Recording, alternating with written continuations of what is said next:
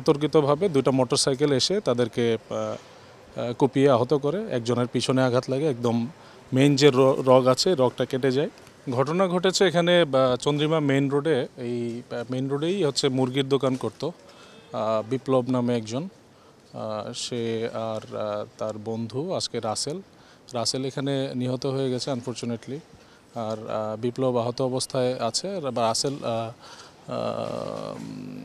সোহরাওয়ার্দী মেডিকেলে মর্গে এই মুহূর্তে আছে। বিপ্লবের কাছ থেকে আমরা যেটা জানতে পেরেছি, বিপ্লব এইখানে চন্দ্রিমা মেইন রোডে মুরগির দোকান করতো, ভ্যানের উপরে মুরগির দোকান করতো।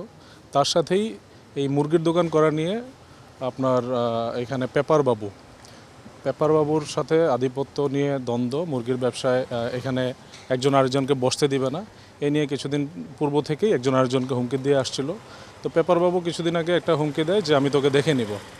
তারই ফলশ্রুতিতে আজকে এই চন্দ্রিমা নবীনগর হাউজিংয়ের মেইন রোড 4 নম্বর রোড, যেটা 4 নম্বর রোডের পশ্চিম মাথায়, এখানে এসে তারা বিপ্লব এবং রাসেল গল্প করছিল দোকান শেষ করে। তো অতর্কিতভাবে দুইটা মোটরসাইকেল এসে তাদেরকে কুপিয়ে আহত করে। একজনের পিছনে আঘাত লাগে, একদম মেইন যে রগ আছে রগটা কেটে যায়। তৎক্ষণাৎ প্রচুর রক্তক্ষরণ হয়। স্থানীয় প্রত্যক্ষদর্শীরা তাকে সোহরাওয়ার্দী মেডিকেলে নিয়ে যায়। আর বিপ্লবের হাতে কোপ লাগে, বিপ্লবকেও তৎক্ষণাৎ হসপিটালে নিয়ে যাওয়া হয়। তো আমরা বিপ্লবের কাছ থেকে পুরো ঘটনাটা শুনে তৎক্ষণাৎ আমরা ঘটনাস্থলে আসি এবং অভিযান পরিচালনা করে পেপারবাবু যে ঘটনার মূল হোতা তাকে অ্যারেস্ট করি এবং তার সহযোগী মোবারক, যাকে আমরা ভিডিও ফুটেজ দেখে শনাক্ত করেছি, এবং আহত বিপ্লব, সে নিজেও ছবি দেখে কনফার্ম করেছে যে তারা ঘটনাস্থলে ছিল এবং এই ঘটনার সাথে জড়িত। কখন জানতে পেরেছেন এরকম ঘটনা? আমরা এই ঘটনাটা ঘটেছে অ্যাকচুয়ালি 9:45 9:50-এর দিকে রাতের বেলা। তো আমরা ঘটনা ঘটার সাথে সাথেই জানতে পেরেছি, যখন দুজন প্রত্যক্ষদর্শী যারা তাদেরকে হসপিটালে নিয়ে যায় তারাই ফোন করে আমাদেরকে জানায়। আমরা সাথে সাথে আমাদের এই এলাকায় যে টহল টিম থাকে পুলিশের, সেই টহল টিমকে পাঠিয়ে ঘটনাস্থলটা সিকিউর করি এবং এখনও দেখবেন ক্রাইম সিনটা আমরা ব্যারিকেড দিয়ে সিকিউর করে রেখেছি। সেটা কি শুধু মুরগি ব্যবসায়ী নাকি কোনো আধিপত্য বিস্তারের কোনো বিষয় আছে? মোহাম্মদপুরে যেহেতু এর আগে থেকেই আমরা দেখে এসেছি এরকম ঘটনা ঘটছে।